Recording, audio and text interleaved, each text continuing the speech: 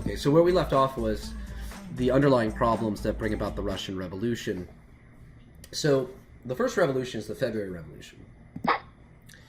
So on February 23rd, which is International Women's Day, women decide that they want to have an audience with their king. Now, the interesting thing about the way that Petrograd or St. Petersburg is created is that it was created to look like Amsterdam. It's a canal city. It was created to be one of these great European cities. Now, because of that, there's a whole bunch of islands, which allows people to be able to kind of coordinate things fairly well without being caught by the government. And then, by the time the government realizes what has occurred, it's too late. So what you start to see now is a march. Now, by February 25th, half of Petrograd is on strike. They call it general strike. Everybody is off work to be able to demand political change. By February 26th, the Tsar orders the troops to fire on the crowd. And unlike in previous protests, the soldiers actually decide to join the rioters.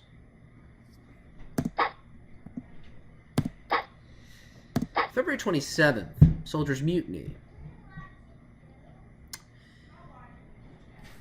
And you have the establishment of what is known as the Petrograd Soviet. On February 28th,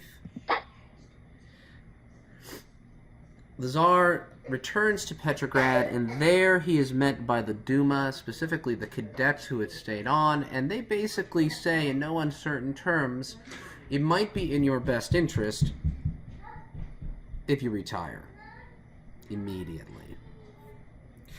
So the problem that Tsar Nicholas II is suffering from is that he wants to abdicate. He doesn't originally want to, but he's okay with abdicating. But he can't abdicate for his son. His son is hemophilia. And the fear is that if the idea that Russia's leader has hemophilia, that he's weak and young, that it would make Russia even more of a target for foreign aggression and aggression within inside. So he decides that he will abdicate for his brother, the Archduke Michael. The problem is, the Archduke decides he doesn't want the job. So you have a situation where the Tsar abdicates, and the person who's supposed to take over refuses the position. And Russia becomes a representative government by accident. So unlike other places, there's no planning really here. So what they end up having is something called a dual government. You have the workers organized into these Soviets, which are workers' councils. And these are these really large representative democracy councils, and they spread all over Russia. And then you have this provisional government, which is not elected, but is trying to hold Russia together during this time of unbelievable trauma. Lenin, who's actually hiding in Switzerland, ends up coming back to Russia. The reason for this is the Germans realize Lenin's a destabilizing figure. They're against Russia in the war, and it would be great if they could find a way to make Russia fall apart. So they take a chance. They give Lenin a whole bunch of money. They give him safe passage in an armored car and get him back into Russia. And there he ends up in Petrograd at the Finland station.